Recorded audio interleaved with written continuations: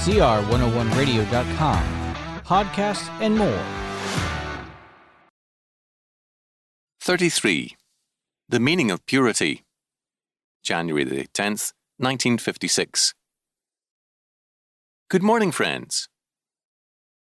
Since purity is a Christian requirement, it is important for us to understand the meaning of the word purity as it is used in the Bible, particularly in its basic language, Hebrew. Our English word pure comes to us from the Latin purus, meaning clean, and for us, our basic conception of purity is coloured by this Latin derivation. Thus, when we read the word pure in the Bible, we naturally tend to think in terms of its Latin and English meaning rather than its biblical significance. For us, therefore, pure means clean, untouched, unspotted, virginal. For us, it is something as yet unmarred by the world's grime and filth, untouched by sin and temptation, and serenely virginal in its existence. Such is the English meaning, and although there are hints of the meaning of clean in some words used for purity by the Hebrew, by and large it is not its normal significance. Several words are used in the Bible which are given a common translation into English as pure. These words mean clear, chosen, liberty, beaten, free, acquitted, refined, tried, and separated. Thus, when Psalm 19:8 says that every, quote, commandment of the Lord is pure, end quote, it means that every commandment is clear, and more than that, light-giving, like the sun. Song of Solomon 6:10.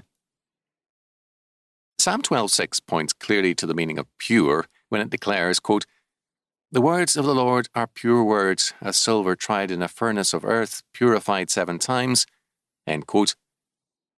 Thus, purity involves a burning away of dross and a cleansing by fire, a separation from self and falsehood.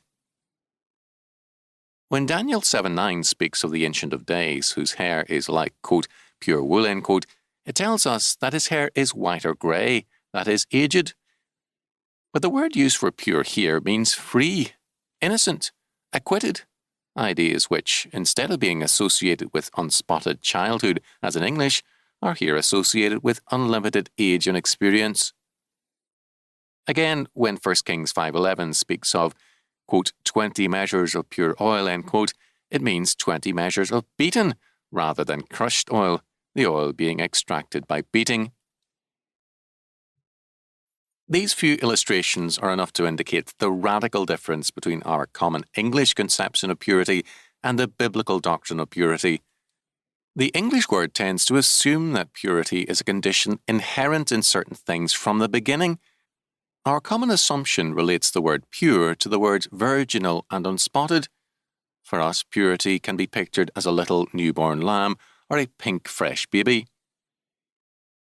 The biblical concept of purity assumes instead an original impurity, and purity comes about as a result of a process of refinement, choosing, separation, cleansing, beating, burning, and freeing. To be pure in the biblical sense, one is more likely to be old in experience, tried in the fire of affliction, burned and cleansed by temptation, met and eventually overcome, beaten by experiences until the dross in our being is purged from us, and separated out of our selfhood and falsehood for the Lord's use.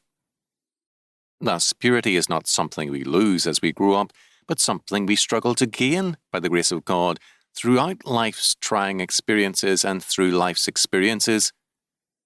Thus, instead of being a past fact, purity is for the Christian a present struggle and burning and a future victory. The Lord chooses us, that is, purifies us in the furnace of experience received from the hand of the Lord and in His Spirit.